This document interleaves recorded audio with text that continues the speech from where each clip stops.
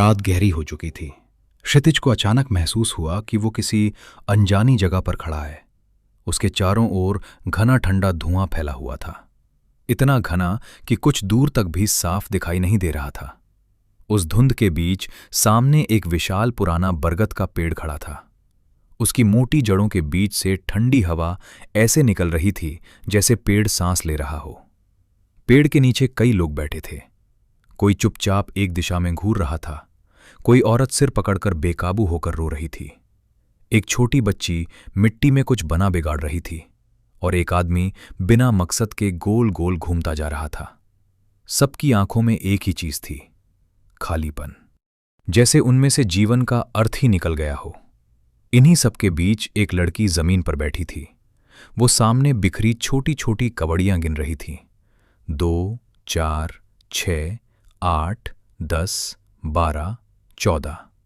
जैसे ही वो 14 तक पहुंचती, वो जोर से चिल्लाती, उसकी आंखों से आंसू बहने लगते और वो जोर जोर से रो पड़ती। फिर थोड़ी देर बाद वही कवड़ियां फिर से गिनना शुरू कर देती।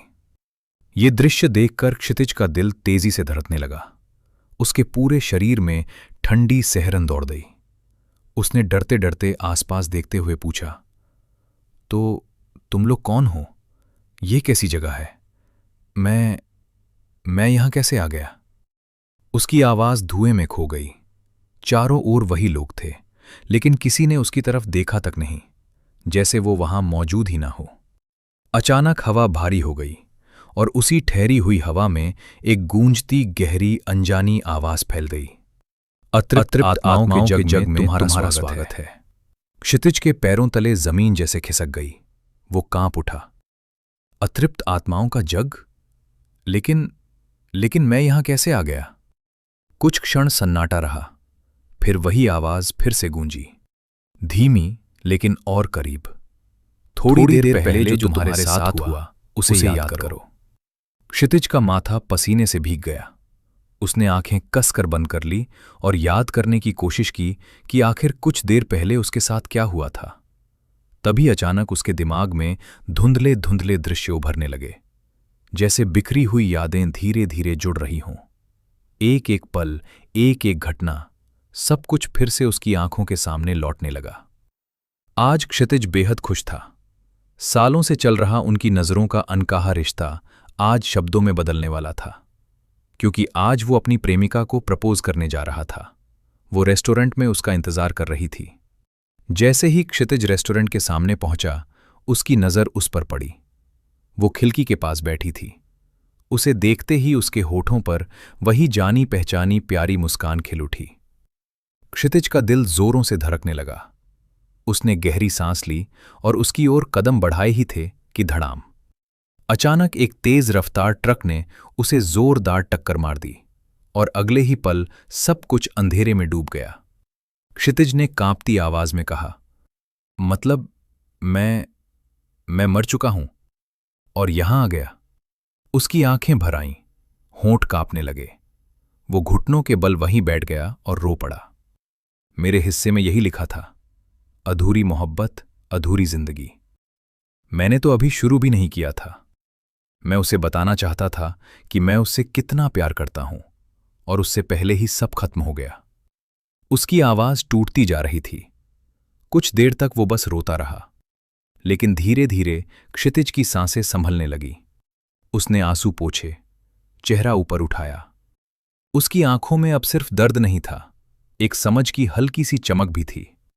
वो धीमे स्वर में बोला, अगर मैं ऐसे ही अपने अधूरेपन से चिपका रहा, तो मैं भी शायद हमेशा जीवन और मृत्यु के बीच यूं ही अटका रह जाऊंगा, तुम सबकी तरह। उसने धीरे धीरे चारों ओर देखा, एक एक चेहरे को, एक एक सुनी आंख को। फिर शांत लेकिन दृढ़ स्वर में बोला, शायद हमें अपनी अपनी कहानियां एक दूसरे को सुनानी चाहिए, अपनी अधूरी बातें, अपना दर्द बांटना चाहिए। शायद तभी हमारे मन का बोझ हल्का होगा, वरना हम यूं ही इस अतृप्त जग के बंधन में फंसे रहेंगे और कभी यहां से मुक्त नहीं हो पाएंगे। बरगद की जड़ के पास बैठी वो औरत अधूरी बुनी हुई स्वेटर थामे रो रही थी। उसने अपनी कहानी बतानी शुरू की। उसका घर प्यार और अपनापन से भरा हुआ था। बस एक कमी थी, बच्चे का सुख। शादी को कई साल बीत चुके थे, लेकिन सावित्री की गोद अब तक सुनी थी। वो हर बार उम्मीद करती और हर बार टूट जाती। बाहर के लोग ताने देते थे, कभी इशारों में, कभी खुलकर। धीरे धीरे बोलते हुए सावित्री की आवाज भर आ गई। मेरी शादी को कई साल हो गए थे, लेकिन मां बनने का सुख शायद मेरे नसीब में नहीं था। हर महीने उम्मीद करती, हर बार टूट जाती। लोग ताने देते थे, कहते थे मुझ में ही कोई कमी है। वो पल भर के लिए चुप हो गई, आंसू पोंछे, फिर धीमे से बोली, लेकिन मेरे अपने लोग बहुत अच्छे थे। मेरी सास ससुर मुझे बेटी की तरह रखते थे और मेरे पति, वो मुझे बहुत प्यार करते थे। कभी मुझे महसूस ही नहीं होने देते थे कि मैं अधूरी हूं। इतना कहते कहते उसके चेहरे पर एक फीकी सी मुस्कान उभरी, जैसे किसी खोए हुए सुख की याद लौट आई हो। उसने आगे बताया कि एक दिन अचानक उसकी तबीयत बिगड़ गई। लगातार उल्टियां होने लगीं। जब वो डॉक्टर के पास गई तो जांच के बाद डॉक्टर मुस्कुराया और बोला, बधाई हो, आप मां बनने वाली हैं। ये सुनते ही सावित्री को लगा जैसे उसकी बरसों की सुनी दुनिया अचानक भर गई हो।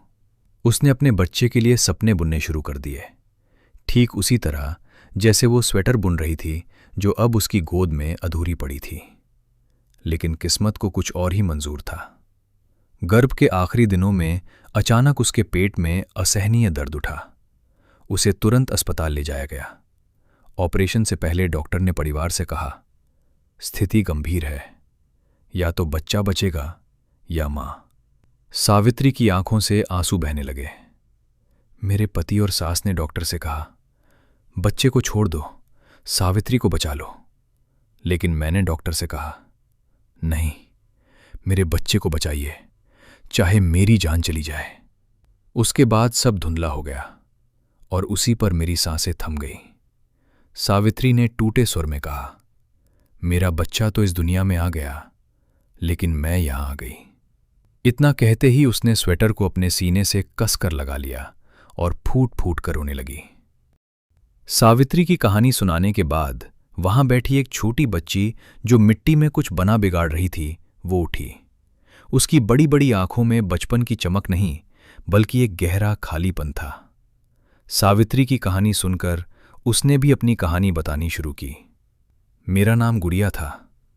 वो जन्म से ही बीमार थी। उसके दिल में छेद था, इसलिए वो थोड़ी सी दौड़ में ही हाँफने लगती, जल्दी थक जाती। उसका परिवार बेहद गरीब था। उसकी मां दूसरों के घरों में काम करती, बर्तन मांजती, कपड़े धोती, ताकि बेटी का इलाज करा सके। कई बार वो उसे अस्पताल भी ले गई, पर हर बार डॉक्टरों ने ऑपरेशन की बड़ी रकम बताई जो उनकी पहुंच से बहुत दूर थी। मां उसे बेहद संभाल कर रखती थी, जैसे कांच की गुड़िया हो। वो अक्सर उसे सीने से लगाए कहती, मेरी बच्ची बिल्कुल ठीक हो जाएगी, तेरी मां तुझे कुछ नहीं होने देगी, मेरी बच्ची, मेरी गुड़िया। और गुड़िया सचमुच मान लेती कि वो एक दिन ठीक हो जाएगी। एक दिन उसकी सांस अचानक बहुत तेज चलने लगी, सीने में दर्द उठा। वो मां से चिपक गई। मां उसे तुरंत गोद में उठाकर अस्पताल की ओर दौड़ी। रात थी, सड़क सुनी थी और उसकी मां नंगे पांव भागती जा रही थी, बार बार उसे हिलाती, पुकारती, सहलाती। लेकिन अस्पताल पहुंचने से पहले ही गुड़िया की सांसें थम गई।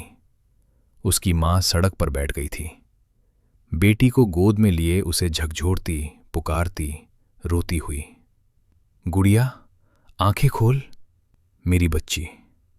पर वो नन्हा शरीर शांत हो चुका था। बरगद के नीचे बैठी गुड़िया मिट्टी में बनी छोटी आकृति को सहला रही थी, जैसे अब भी अपनी मां के चेहरे को छू रही हो। वो बहुत धीमे से बोली, मैं मां को छोड़कर नहीं आना चाहती थी। फिर चुप हो गई। उसकी आंखों से आंसू बहते रहे और वो मिट्टी से सने हाथों को सीने से लगाए बैठी रही, जैसे अब भी मां की गोद खोज रही हो।